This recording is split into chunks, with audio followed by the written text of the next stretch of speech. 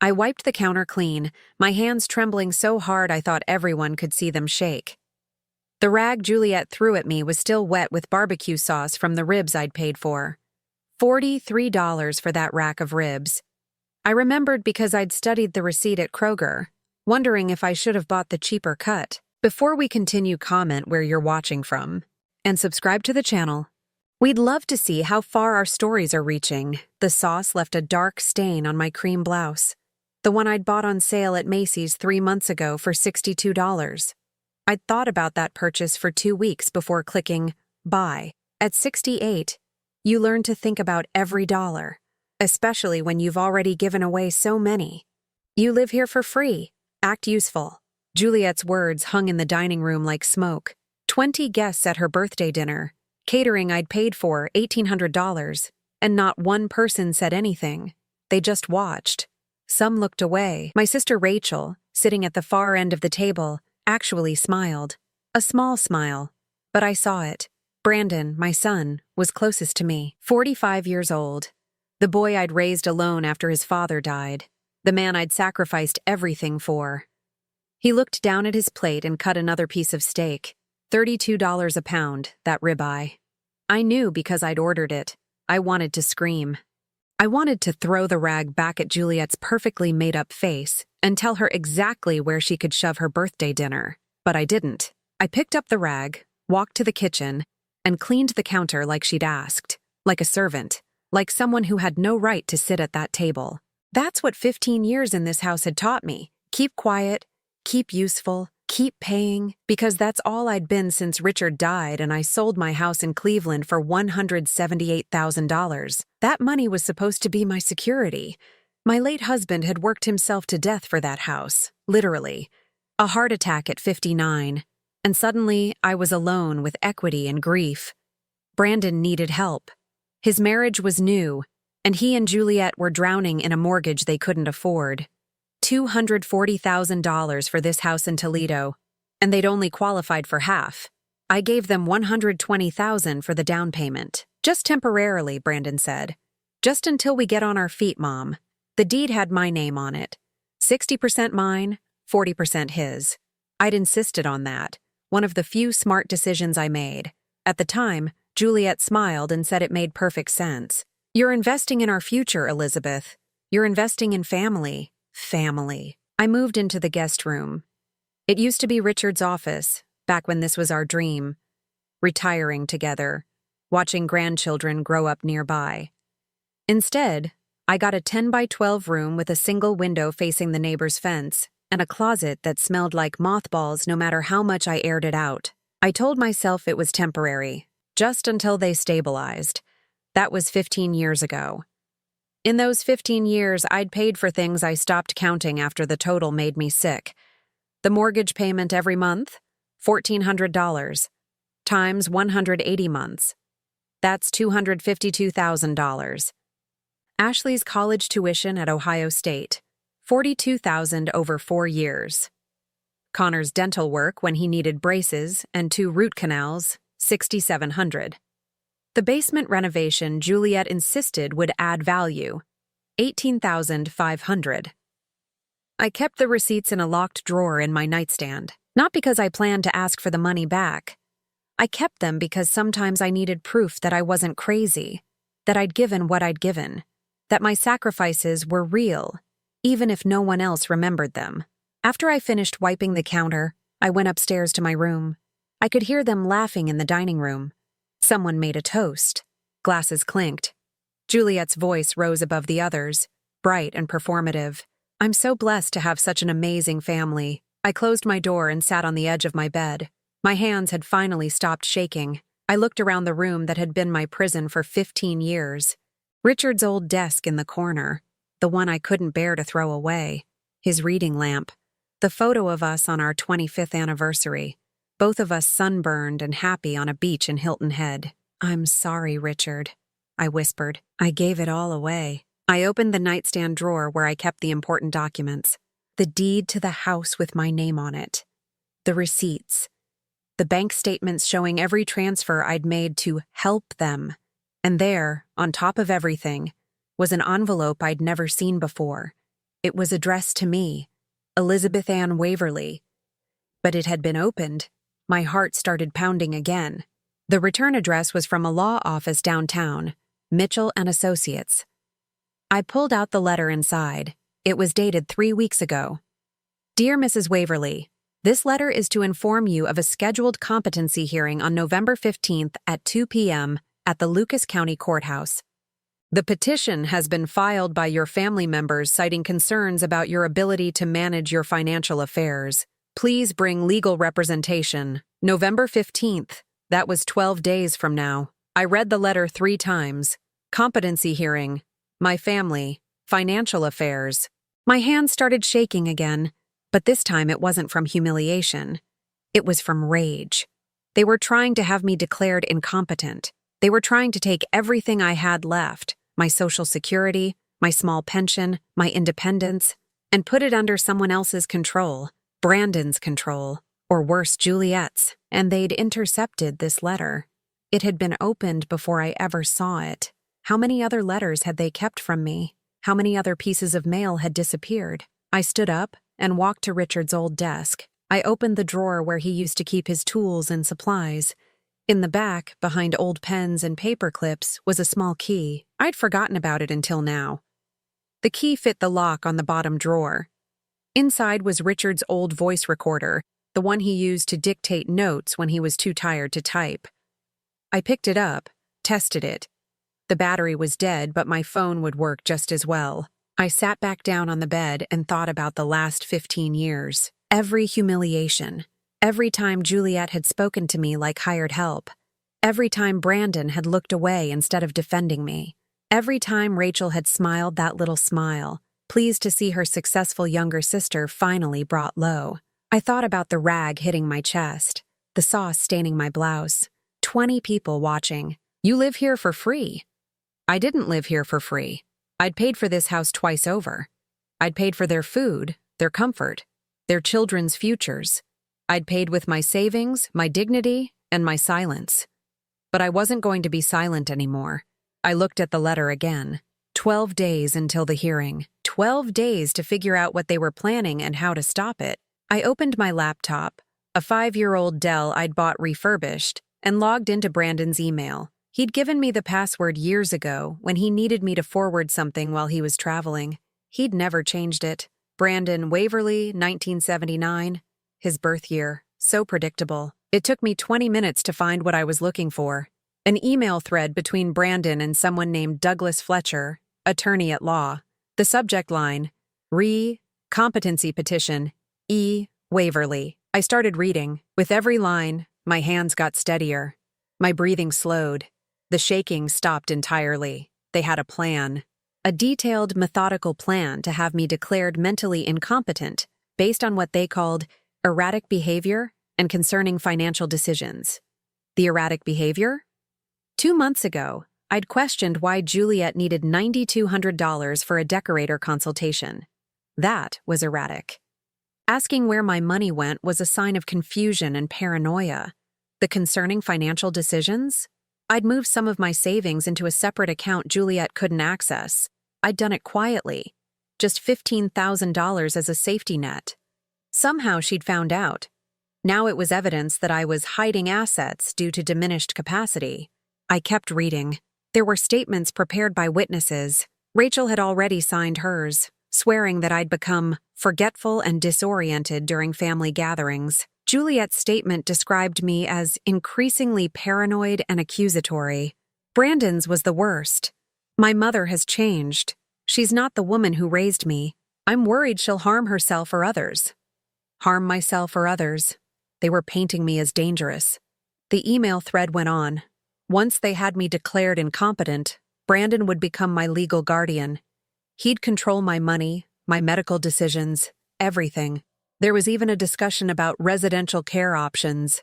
Translation, they wanted to put me in a nursing home, the cheapest one they could find, I'd bet. I saved the emails, all of them. I forwarded them to my own address. Then I closed the laptop and sat in the dark for a long time. Downstairs, the party was winding down. I heard car doors slamming, goodbyes called out, Juliet's laugh, high and bright, Brandon's deeper voice thanking people for coming. Normal sounds. A normal family birthday party. Except nothing about this family was normal anymore. Maybe it never had been. Around 11, the house finally went quiet. I waited another hour, then carefully opened my door and crept downstairs. The dining room was a mess. Plates everywhere, empty wine bottles. The expensive candles I'd bought still burning. I blew them out. Even now, I couldn't help myself. In the kitchen, I heard voices, low and careful. I stopped in the hallway and listened. She didn't suspect anything. That was Juliet. How do you know? Rachel's voice. Because she cleaned up like a good little maid and went upstairs. Trust me, Elizabeth is completely clueless. She always has been. And the hearing? Rachel again. 12 days. Douglas says it's a formality. We have the statements. We have the medical opinion from that doctor friend of mine. You paid him, didn't you? I made a donation to his research fund. Very generous donation. He's happy to testify that based on his observations, Elizabeth shows clear signs of cognitive decline. They both laughed. Quiet, satisfied laughs. Once it's done, Juliet continued, we can finally deal with this house properly. The market's good right now. We could clear $300,000 after the mortgage. Split 60-40. That's $180 for us, $120 for her. But since we'll be managing her money, you mean you'll be managing her money? Rachel's voice had an edge to it. We had a deal, Rachel. You help with the statements, you get 20% of her share when we sell. That's $24,000 for signing a piece of paper. I think that's fair. A pause. Then Rachel, make it $30,000 and I'll say whatever you need. Done. I stood in the hallway with my phone in my hand, recording every word. My heart was pounding so hard I was sure they could hear it. But I didn't move. I didn't breathe. What about Brandon? Rachel asked. Does he know the whole plan? Brandon knows what he needs to know. He thinks we're doing this to protect his mother. Noble son. Concerned about his aging parent. He signed the petition because I told him it was the only way to keep her safe from herself. And he believed you? Brandon believes whatever I tell him. He always has. That's why I married him. More laughter. I stopped the recording and backed away carefully, one step at a time until I was at the stairs. Then I went up to my room, closed the door, and locked it. I sat on the bed and played the recording back 3 times. Their voices were clear. Every word was clear. $24,000 for my sister's testimony. A paid-off doctor. A manipulated son who thought he was protecting me. And a daughter-in-law who'd been playing me for 15 years. I looked around my small room. At Richard's desk. At the receipts in my drawer. At the letter informing me of the hearing that would take away everything I had left. Then I pulled out my suitcase from the closet and started packing. I didn't sleep that night. I sat at Richard's desk going through every email in Brandon's account that mentioned my name. 47 of them spanning 6 months. 6 months of planning this. The first email was from March. Juliet to Brandon. Your mom questioned the decorator bill again. I think we need to have a conversation about her memory. Brandon's response. She's just being careful. You know how she is. But Juliet kept pushing. She forgot we talked about the deck renovation. She accused me of taking money from her wallet. She got confused about what day it was. None of it was true. I'd questioned the decorator because $9,200 seemed insane. I'd asked if she'd seen my $20. She got defensive. And I'd asked what day it was because I was running a fever. But in Juliet's emails, I was confused, forgetful, declining. By June, she'd suggested Brandon talk to a lawyer. By August, she'd found Douglas Fletcher. By September, they'd filed the petition. Brandon had signed it without asking me a single question. I found the petition attached to an email. 5 pages. Professionally written. Devastating. It painted me as paranoid, accusatory, financially reckless. A woman who needed protection from herself. They'd included a statement from Dr. Philip Reardon, a psychiatrist Juliet knew through her book club. He'd never met me, never examined me. But according to his letter, based on observed behaviors described by family members, I showed clear signs of cognitive impairment. He'd never observed me at all. I saved everything to a flash drive. Then I kept digging. That's when I found the document that made my blood run cold. Power of Attorney, Elizabeth A. Waverly, dated April 2023, signed with my name, except I'd never signed it. I enlarged the signature. It looked like mine. Close enough. But the capital E was wrong. I always looped it twice. This one looped once. The tail on the Y in Waverly was too short. Someone had forged my signature. The document gave Brandon full power of attorney over all my financial and medical decisions, witnessed by Rachel Waverly and someone named Christine Morrison. I didn't know anyone named Christine Morrison. They hadn't just planned to have me declared incompetent. They'd created a backup plan, a forged power of attorney that would give Brandon immediate control if I fought the hearing. I printed everything, 47 pages that I stuffed into my purse. The sun was coming up. I could hear movement downstairs. Juliet's voice. "Brandon, can you start the coffee?" I went downstairs when I heard Brandon in the kitchen. I had to act normal, compliant. I couldn't let them know I knew. Juliet was at the dining table scrolling through her phone. She smiled when I entered. The same smile she'd given me for 15 years. Warm, fake. "Good morning, Elizabeth. Did you sleep well?" "Fine, thank you. We're having a family lunch today. 1 o'clock. There's something important we need to discuss about your future." There it was. The trap. What about my future? Just some planning. Nothing to worry about. Her smile didn't reach her eyes. It would mean a lot to Brandon. Brandon walked in with coffee. He handed one to Juliet, then looked at me. "Mom, we really need to talk. All of us together. Talk about what? About making sure you're taken care of, that you have the support you need." Support, the same word from the lawyer's letter.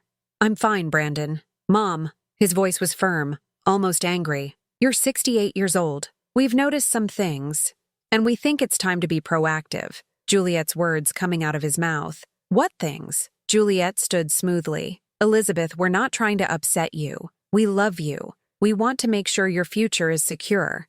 I looked at my son, at the 45-year-old who'd let his wife forge my signature. "I'll be at lunch," I said quietly.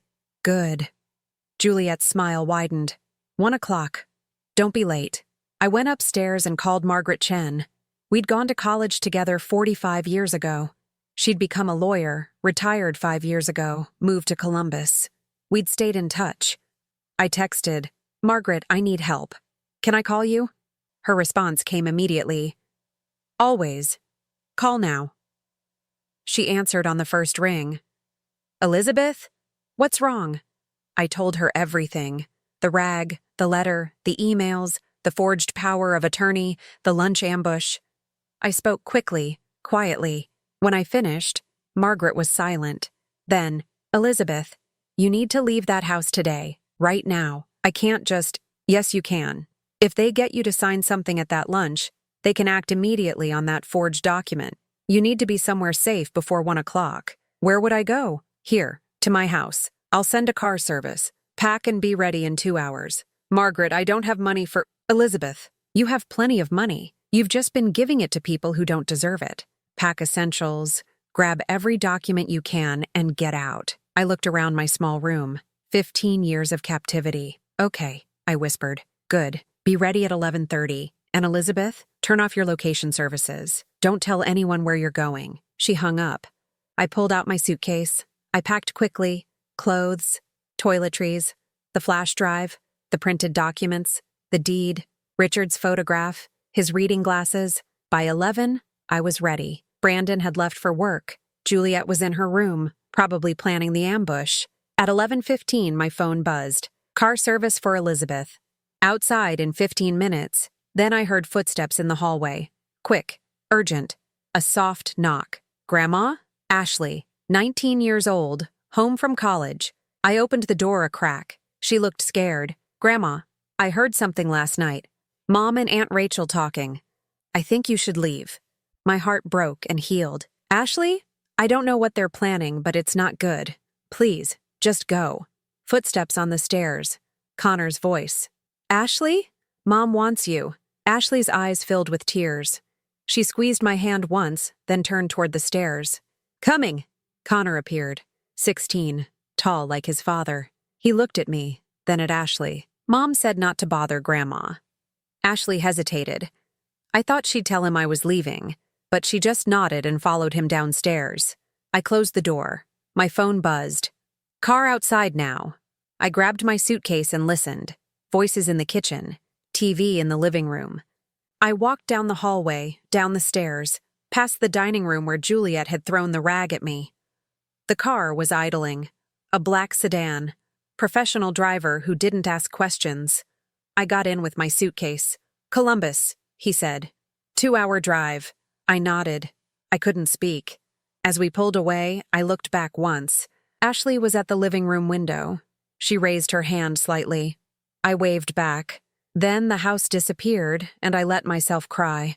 Margaret's house in Columbus was everything mine in Toledo wasn't. Quiet, clean, mine by invitation, not by sufferance.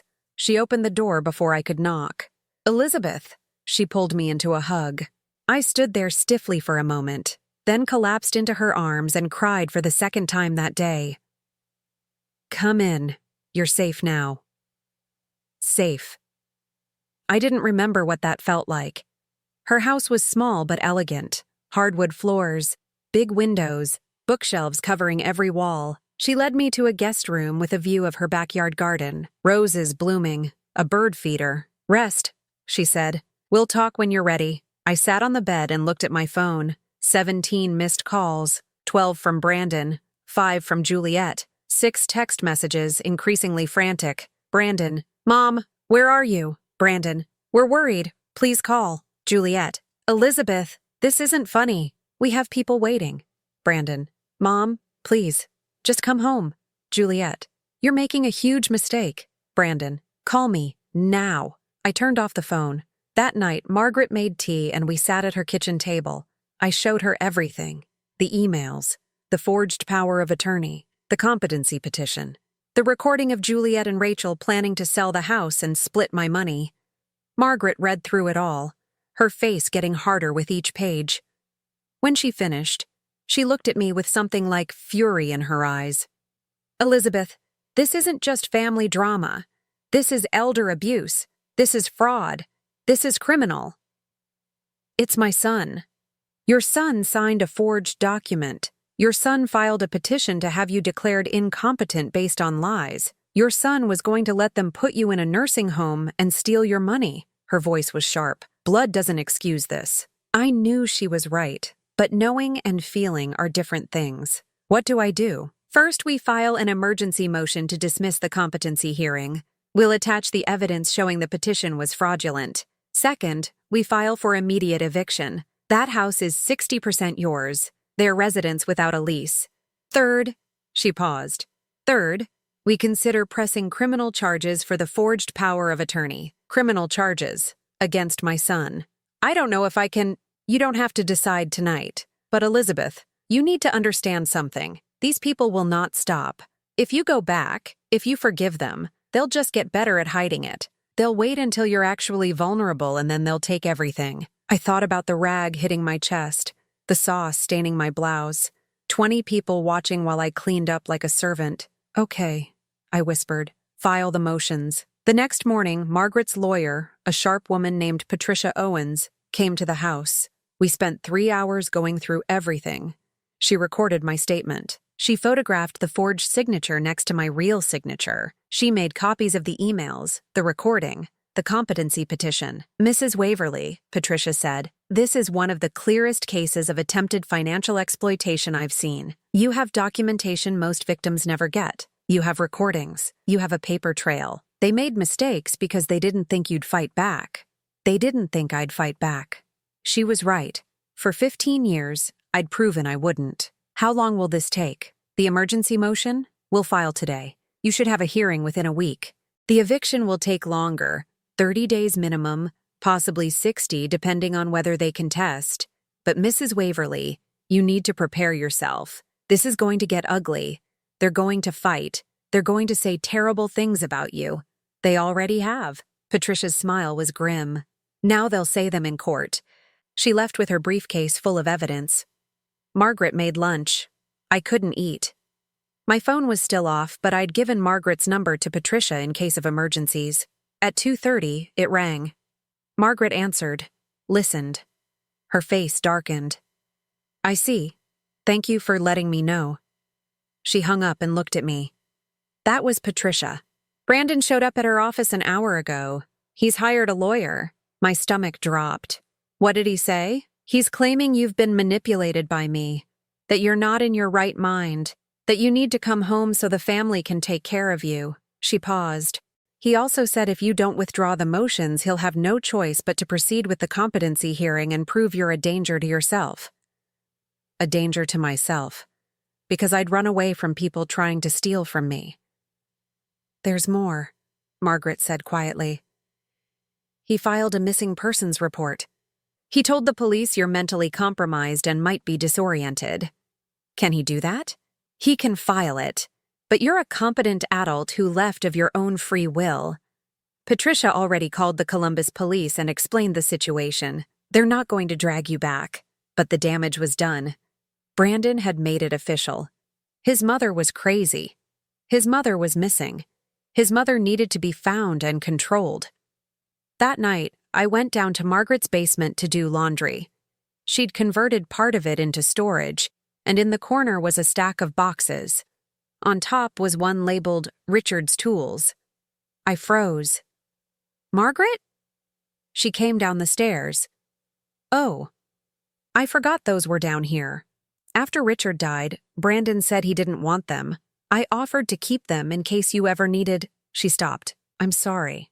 I should have told you." I opened the box carefully. Richard's hammer, his screwdrivers, his level, everything organized the way he'd always kept his workshop. And at the bottom, wrapped in an old t-shirt, was a wooden box I recognized. I lifted it out and opened it. Inside were letters. Letters I'd written to Richard when we were dating. Letters he'd written back. And underneath those, a single piece of paper, folded and yellowed. I unfolded it. Richard's handwriting, shaky from the effects of his first stroke. Dated November 2008. "Lizzie, if you're reading this, I'm probably gone. I need you to know something. You are the strongest person I've ever known. You raised our son alone when I couldn't help. You worked and saved and sacrificed. You gave everything to our family. Don't let anyone take advantage of that. Don't let anyone convince you that your kindness is weakness. Documentation and timing, Lizzie. Protect yourself. And for God's sake, don't let Brandon's wife push you around. I see the way she looks at you. Like you're a wallet, not a mother. Love, R." I read it 3 times, my hands shaking. Richard had seen it. Even back then, he'd seen what Juliet was. And I'd ignored it because I didn't want to believe my son could choose a woman like that. Margaret sat down beside me. He always was a good judge of character. He tried to warn me. You weren't ready to hear it. You are now. I folded the letter carefully and put it in my pocket. Then I went back upstairs and turned on my phone. 29 missed calls now. Voicemails from Brandon, from Juliet, from Rachel, from numbers I didn't recognize, probably their lawyer, and one text from Ashley, sent at 3 a.m. last night. "Grandma, I don't know if you'll see this. Mom took my phone, but I got it back. They're lying about you. They're saying you're sick and confused. I know you're not. I know what I heard. Please be safe. I love you." I showed the text to Margaret. She read it and nodded. At least one of them has a conscience. She's 19. She can't stop them. "No, but she tried to warn you." That matters. I sat at Margaret's kitchen table and looked at Richard's letter again. Documentation and timing. I had the documentation. Now I needed the timing. "Margaret," I said slowly, "when's the hearing?" "Friday, 3 days from now." "And they don't know where I am?" "Not officially. Brandon might guess, but he can't prove it." I thought about Juliet planning her lunch ambush, about Rachel signing false statements for $30,000, about Brandon watching his wife throw a rag at me and saying nothing. "Good," I said. "Let them wonder." Margaret smiled. It wasn't a kind smile. It was the smile of a retired lawyer who'd spent 40 years fighting for people who couldn't fight for themselves. "Elizabeth Waverly, I think you're finally getting angry." "I've been angry for 15 years, Margaret. I just didn't know it yet." She poured us both more tea. Outside, the sun was setting. In 3 days, I'd face my son in court. In 3 days, I'd have to look at Juliet and Rachel and tell a judge what they'd done. In 3 days, I'd either get my life back or lose everything. But tonight, in Margaret's quiet house, drinking tea and reading letters from a husband who'd loved me enough to warn me, I felt something I hadn't felt in 15 years. I felt like myself again. Friday came faster than I expected. Patricia arrived at Margaret's house at 7 a.m. with a navy suit for me to wear and a folder thick with documents. "Ready?" she asked. I wasn't, but I nodded anyway. The courthouse in Toledo was downtown, a brutalist concrete building that looked like it had been designed to intimidate. Patricia led me through security and up to the third floor. Courtroom 3B, Judge Helena Morrison presiding. Outside the courtroom, I saw them. Brandon in a suit I'd bought him 3 years ago, $400 at Men's Warehouse. Juliet in a cream dress, hair perfect, makeup flawless. Rachel in black, looking appropriately somber. And their lawyer, a man in his 50s with silver hair and an expensive briefcase. Douglas Fletcher. Brandon saw me first. His face went white. "Mom." I didn't answer. I walked past him and sat on the bench beside Patricia. Juliet whispered something to Fletcher. He nodded and approached Patricia. "Ms. Owens, my client would like to request a continuance. Given Mrs. Waverly's unexpected appearance, we need time to—" "No," Patricia said simply. "Your client filed this petition. We're here to address it. Today." Fletcher's jaw tightened. He walked back to his clients. At 9 a.m., the bailiff called us in. "All rise." The Honorable Judge Helena Morrison presiding. Judge Morrison was a black woman in her early 60s with reading glasses perched on her nose and an expression that suggested she'd heard every lie in the book and wasn't interested in hearing more. "Be seated. Case number 2024 CV 8834. In the matter of Brandon Waverly petitioning for competency evaluation of Elizabeth Waverly." She looked up. "Ms. Owens, I've reviewed your emergency motion to dismiss. It makes some serious allegations." "Yes, Your Honor. We have substantial evidence that this petition was filed fraudulently." Fletcher stood. "Your Honor, with respect, Mrs. Waverly disappeared from her home without warning 3 days ago. Her behavior has been increasingly erratic. The family is deeply concerned." "Mr. Fletcher," Judge Morrison interrupted, "Mrs. Waverly is 68 years old, not 18. She's entitled to leave her residence at any time for any reason. The question before this court is whether she lacks the mental capacity to manage her affairs." "Ms. Owens, your evidence?" Patricia stood. "Your Honor, we have emails between Mrs. Juliet Waverly and the petitioner showing a 6-month conspiracy to have Mrs. Elizabeth Waverly declared incompetent in order to gain control of her assets. We have a forged power of attorney. We have an audio recording of Mrs. Juliet Waverly and Rachel Waverly discussing their plan to institutionalize Mrs. Waverly and divide her assets. And we have the underlying financial motivation. Mrs. Waverly owns 60% of the residence in which the petitioner and his wife currently live." Fletcher shot to his feet. "Objection! These allegations are—" "Sit down, Mr. Fletcher," Judge Morrison said. "Ms. Owens, I want to hear that recording." Patricia set up a small speaker. The courtroom went silent. Then Juliet's voice filled the space, clear and cold. "Once it's done, we can finally deal with this house properly. The market's good right now. We could clear $300,000 after the mortgage. Split 60-40. That's $180 for us, $120 for her. But since we'll be managing her money—" Rachel's voice. "You mean you'll be managing her money? We had a deal, Rachel. You help with the statements, you get 20% of her share when we sell.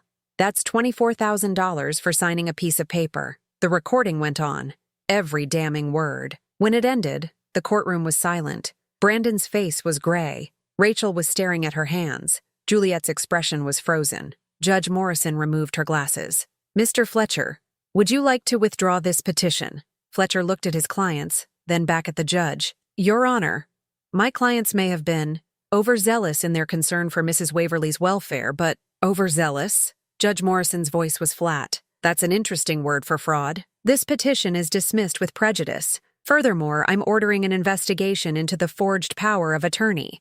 Ms. Owens, does your client wish to pursue criminal charges?" Patricia looked at me. This was the moment. Criminal charges meant police, possibly jail time. It meant destroying what was left of my family. I looked at Brandon, at the son I'd raised, the son I'd given everything to.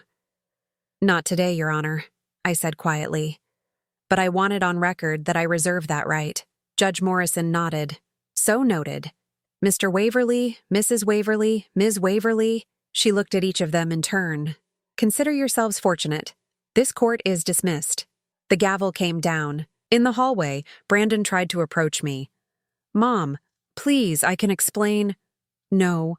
My voice was steady. You can't explain. You let her do this. You signed papers without reading them. You filed a petition to have me declared incompetent because your wife told you to. I thought I was protecting you. From what, Brandon? From having my own money? From making my own decisions? I took a step closer. You're 45 years old. When are you going to be a man? Juliet appeared beside him. Elizabeth, you're being dramatic. We were trying to help. Help? I turned to her. You threw a rag at me in front of 20 people.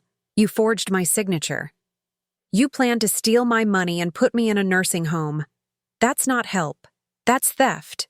The house is falling apart. We needed the money to... The house is mine. 60% mine. And I'm taking it back. Her face went white. You can't do that. We have a mortgage. We have children. Where would we go? I don't care. Patricia stepped forward. Mrs. Juliet Waverly, this is formal notice. You have 30 days to vacate the property located at 847 Oakmont Drive, Toledo, Ohio. Failure to comply will result in forcible eviction.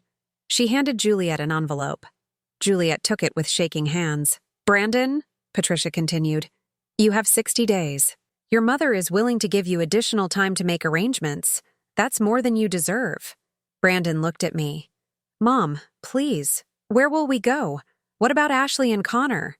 You should have thought about that before you let your wife plan this.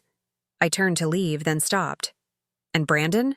Your credit cards were declined last Tuesday night, at that Italian restaurant downtown. The ones on my account. I froze them the day I left. His face went pale. That was you? That was me finally protecting myself. Rachel approached, her face desperate. Elizabeth, I'm sorry. I didn't know it would go this far, Juliet said. Rachel, you signed a false statement saying I was mentally incompetent. You did it for $30,000. You sold your sister for money. I looked at her for a long moment. We're done. Don't call me. Don't write. Don't show up at my door. You're dead to me. She started crying. I didn't care. Patricia and I walked out of the courthouse into cold November air. My phone buzzed. A text from Ashley. Grandma, I saw you at the courthouse. Dad won't tell me what happened. Are you okay? I texted back. I'm okay, sweetheart. Call me tonight. We'll talk. 3 dots appeared. Then, I love you. I'm sorry for everything. I put the phone away. Where to now? Patricia asked. The bank, I said. I want to make sure every account with their names on it is closed. Then I want to change my will. They get nothing when I die. Everything goes to Ashley and Connor in a trust they can't access until they're 25. Patricia smiled. Now you're thinking clearly. We spent 3 hours at the bank. I closed the joint checking account that Juliet had been using. $15,000 remaining. I moved it to a new account in my name only. I removed Brandon and Juliet as authorized users on my credit cards. I updated all my beneficiaries. Every action felt like removing chains. My phone rang constantly. Brandon, Juliet, numbers I didn't know. I ignored all of them. At 4 p.m., Patricia dropped me at Margaret's house. You did well today, Elizabeth. I don't feel well. I feel angry. Anger's better than being a doormat. She was right. That evening, Margaret opened a bottle of wine. We sat in her living room, and for the first time in years, I felt the weight lifting. What happens now? Margaret asked. Now they move out. Now I sell the house. Now I start over. At 68? At 68. I sipped the wine. It was good. Margaret, I've been thinking. I want to move here. To Columbus. Find a small apartment. Something that's mine. You could stay here as long as you want. I know, but I need my own space. My own place. I need to prove to myself that I can do this. She nodded. Then we'll find you the perfect place. My phone buzzed. Another text from Ashley. Grandma, can you call me, please? I excused myself and went to the guest room. I dialed Ashley's number. She answered on the first ring. Grandma. Her voice was thick with tears. Is it true? Everything Mom said you did? What did your mother say? That you stole money from Dad. That you're trying to kick us out. that you lied to a judge. I closed my eyes. Of course Juliet would spin it that way. Ashley, none of that is true, but I can't convince you over the phone. Can you come see me? Tomorrow, just you and me. Silence. Then, where are you? Columbus. Your father knows the address. Ask him. If he won't tell you, call me back and I'll send it. Okay, I'll come tomorrow. Ashley, don't tell your mother. I won't. We hung up. I sat on the bed and looked at Richard's letter, now folded in my wallet. Documentation and timing. I had both now. And tomorrow, I'd start saving at least one member of my family. Ashley arrived at Margaret's house Saturday morning at 10. She looked exhausted, her eyes red from crying. I hugged her at the door. She held on tight. Come in, sweetheart. Let's talk. Margaret had made coffee and disappeared upstairs, giving us privacy. Ashley sat on the couch, clutching a mug with both hands. Grandma, I don't understand what's happening. Mom says you've lost your mind. Dad won't talk. Connor thinks you hate us. She looked at me with desperate eyes.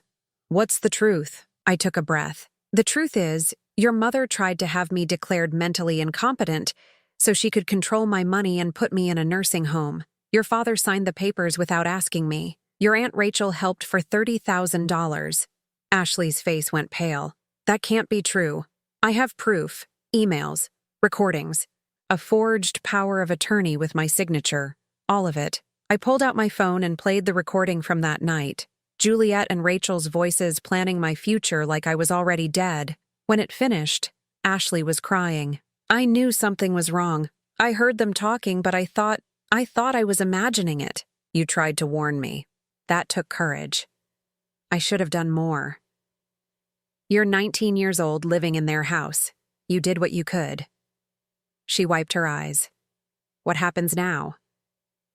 Your mother has 30 days to leave. Your father has 60.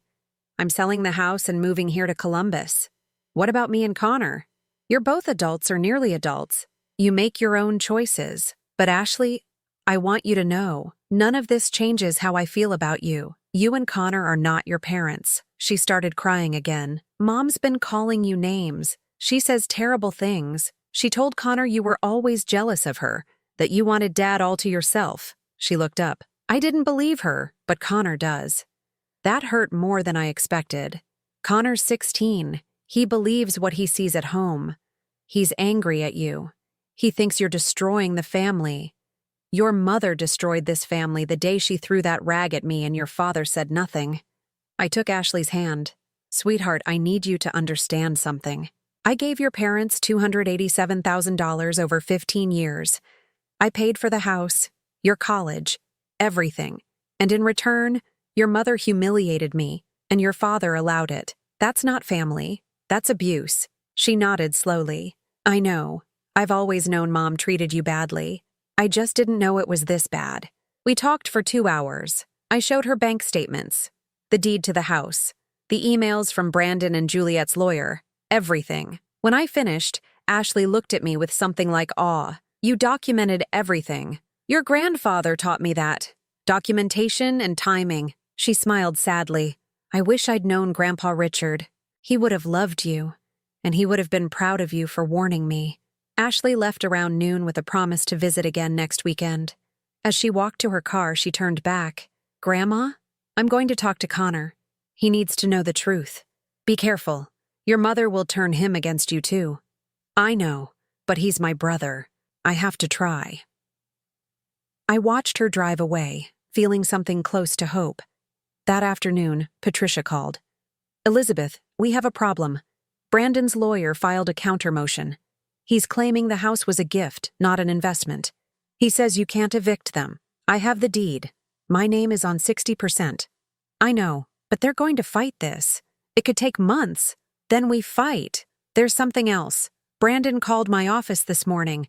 He wants to meet with you, just the two of you. No lawyers. He says he needs to explain. I thought about that. When? He suggested tomorrow, 2 p.m. At a coffee shop in Delaware, halfway between here and Toledo. Neutral ground.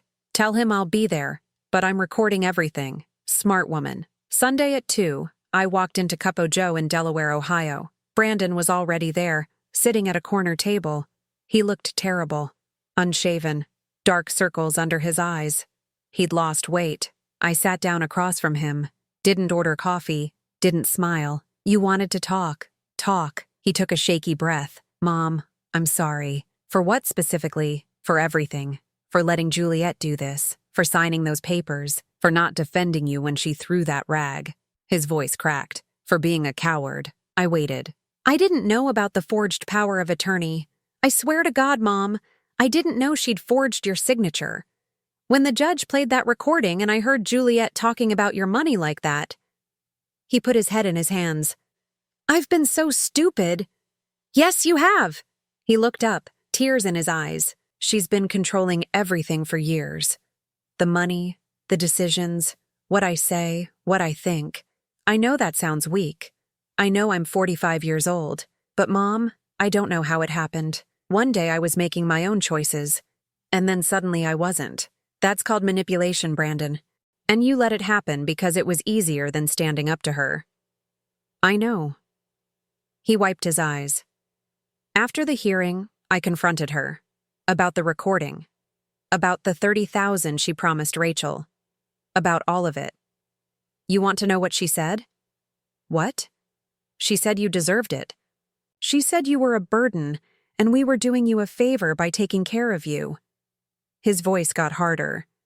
She said the house was always supposed to be ours, and you were just holding it hostage. I felt my jaw tighten. And what did you say? I told her she was a thief and a liar. I told her I was done. He looked at me directly. Mom, I filed for divorce yesterday. Juliet doesn't know yet. The papers will be served tomorrow. I sat back in my chair. Whatever I'd expected, it wasn't that. You're divorcing her? I should have divorced her years ago. I should have protected you. I should have been a man like you said. He reached into his jacket and pulled out an envelope. This is a cashier's check for $50,000. It's everything I have in my savings. It's not enough to pay you back for what we took, but it's a start, and I'm going to pay the rest. I'll get a second job. I'll sell everything, whatever it takes. I looked at the envelope. Didn't touch it. Brandon, money doesn't fix this. I know, but it's all I have to offer right now.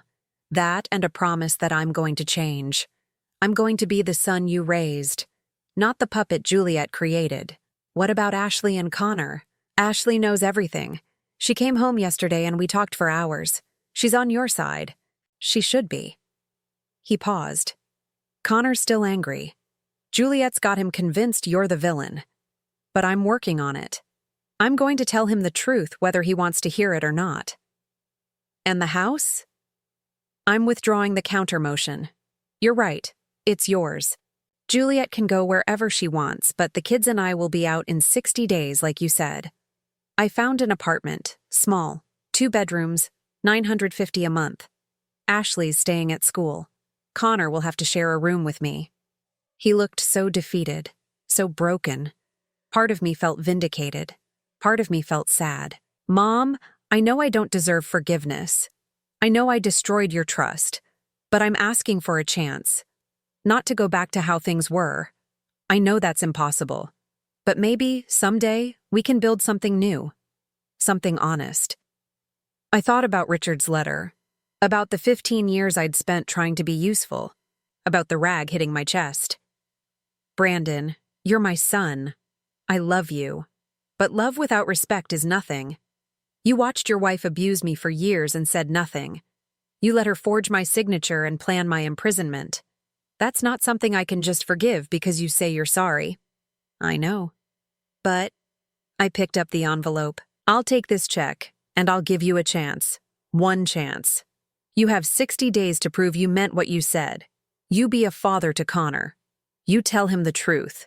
You make sure Ashley's okay. You find a job that doesn't depend on me or Juliet or anyone else. You stand on your own feet. I will. And Brandon? If you fail, if you crawl back to Juliet, if you ever try to manipulate me again, we're done. Forever. Do you understand? Yes, ma'am. We sat in silence for a moment. Then Brandon said quietly, Can I ask you something? What?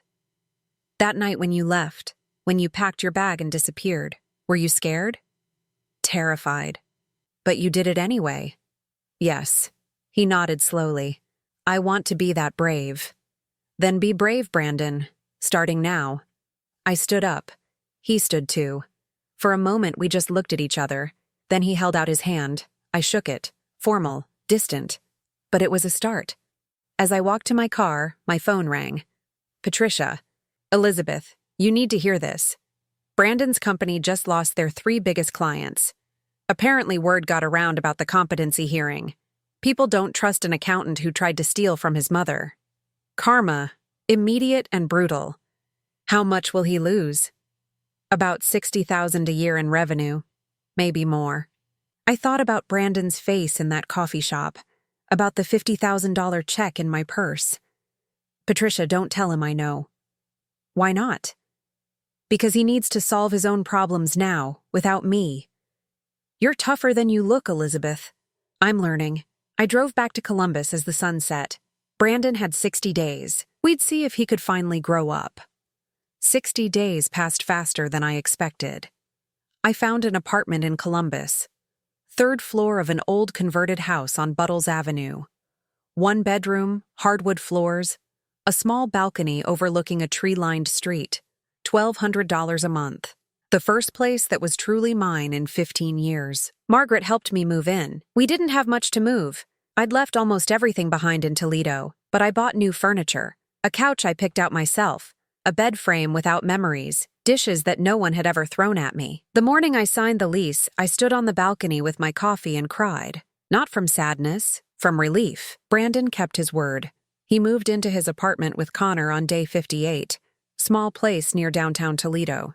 Ashley visited me twice more and said Brandon was different, quieter, working 2 jobs, his accounting firm and weekend shifts at Home Depot, going to therapy, actually listening to his kids. Connor still wouldn't talk to me. Ashley said he was angry, confused, loyal to his mother. I didn't push. 19 years of Juliet's influence wouldn't disappear in 60 days. The house sold in 3 weeks, $310,000. After paying off the remaining mortgage, I cleared $228,000. I gave Brandon his 40%, $91,200. He tried to refuse it. Mom, you paid for most of this house. You should keep it all. The deed says 60-40. I don't cheat, Brandon, even when I have reason to. He took the check with shaking hands. I'm putting it in a trust for Ashley and Connor's future. Good. Juliet fought the eviction until the end. She hired 3 different lawyers, filed motions claiming domestic abuse, financial coercion, elder manipulation. Every single one was dismissed. Judge Morrison personally called her lawyer and suggested he advise his client to stop wasting the court's time. On moving day, Juliet stood in the driveway screaming at the movers. Patricia had warned me not to be there, but Ashley sent videos. Juliet, hair unwashed, makeup smeared, shouting about how I'd ruined her life, about how she'd given me everything, about how ungrateful I was. The neighbors watched. Someone called the police. Juliet left in handcuffs for disturbing the peace. She spent 4 hours in county jail before someone posted bail. I didn't ask who. Patricia called me that evening. Your daughter-in-law is officially homeless. She tried to rent an apartment downtown but was denied. Turns out a competency hearing and police record don't help credit applications. Where did she go?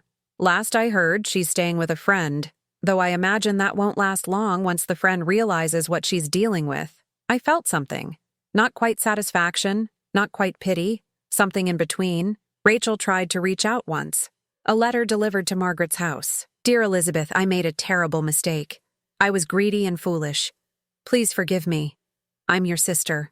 We're all we have left. Love, Rachel. I read it twice, then threw it away. Some bridges, once burned, should stay burned. Brandon visited me in Columbus on a Saturday in late January. He brought Connor. Connor stood in my new living room looking uncomfortable. 17 now, tall, guarded. Hi, Grandma, he said quietly. Hi, Connor. Thank you for coming. We sat awkwardly. I made tea. Brandon looked at his son, then at me. Connor has something he wants to say. Connor shifted in his chair. Dad told me what really happened. with Mom and the lawyers and everything. I didn't believe him at first, but then Ashley showed me the emails and the recording. He looked down. I'm sorry I believed Mom. I'm sorry I thought you were the bad guy. You believed what you were told. That's not your fault. But I should have known. I lived there. I saw how she treated you. His voice cracked. I saw her throw that rag at you and I filmed it because she told me to. I'm sorry, Grandma. I got up and sat beside him. Connor, you were 16 years old in a house where your mother controlled everything. You couldn't have stopped her, but you're here now. That's what matters. He hugged me, awkward and stiff but real. Brandon watched with tears in his eyes. After Connor left to wait in the car, Brandon stayed for a moment. He's doing better. We both are. Therapy helps. Working helps. Not being around Juliet definitely helps. He paused. I heard she's working at a call center now. $12 an hour. Living in a studio apartment on the east side. How did you hear that? She called me last week, begging me to take her back. Said she'd changed. That she understood now what she'd done wrong. He looked at me. I told her no. How did she take it? She screamed at me for 20 minutes, called me weak, said I was pathetic. That I'd always be pathetic. He smiled sadly. Funny thing is, she's probably right. But I'd rather be pathetic and honest than strong and cruel. You're not pathetic, Brandon. You're learning. That's different. He stood to leave. Mom, I know I don't say this enough, but thank you for not giving up on me, for giving me this chance. You earned it. Keep earning it. After he left, I stood on my balcony and watched the street below. People walking dogs, joggers, a young couple holding hands. Normal life, the kind I'd forgotten existed. My phone buzzed. Ashley. Grandma, I got accepted to grad school. Ohio State, MBA program. I'll be close to you. I texted back. I'm so proud of you. Dinner this weekend to celebrate? Definitely. Love you. I looked around my apartment. Small. Simple. Mine. On the kitchen counter was Richard's letter, now framed, documentation and timing. Next to it, a photo of Ashley and Connor from last Christmas, before everything fell apart. Before I learned to fight back. I thought about the woman who'd cleaned up that rag 60 days ago, who'd trembled and said nothing, who'd spent 15 years being useful instead of valued. She was gone now, replaced by someone harder, someone who knew what she was worth, someone who wouldn't accept less than respect.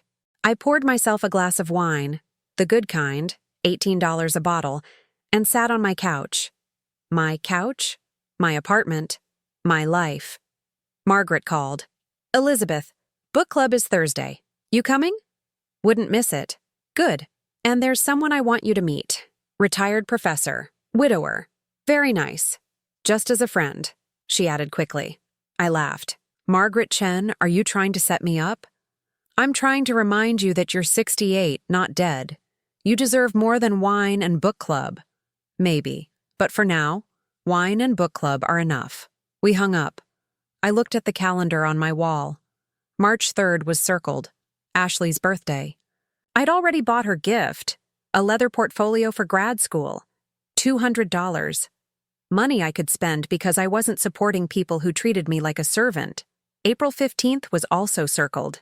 Tax day, the day I'd officially move my retirement accounts and update everything. Make it all legally final. And May 7th. Mother's Day. Brandon had asked if he and the kids could take me to brunch. I'd said yes. With conditions. No Juliet, no drama, just family trying to heal. I didn't know if we'd ever be okay. Probably not. Too much damage, too many scars, but we were trying. That was more than I had 60 days ago. I heard footsteps on the stairs outside my apartment. Mrs. Chen from downstairs, 73 years old, bringing up her recycling. I opened the door. Need help? Oh, Elizabeth, you're sweet. I got it. But thank you, dear. Dear. Not a burden, not a servant. Just a neighbor being kind. I went back inside and looked at Richard's letter one more time. I did it, Richard, I whispered. I protected myself. I fought back. And I won. Not a complete victory. Brandon was still rebuilding. Connor was still healing. Ashley was still caught in the middle. And Juliet was out there somewhere, probably planning her next move. But I was free. That was enough. I stood on the balcony as the sun set over Columbus. The sky turned orange and pink. Somewhere in Toledo, Brandon was making dinner for Connor. Ashley was studying. Juliet was alone in her studio apartment, probably still blaming everyone but herself. And I was here, in my own space, with my own money, living my own life. Finally. At 68 years old, I'd learned the most important lesson.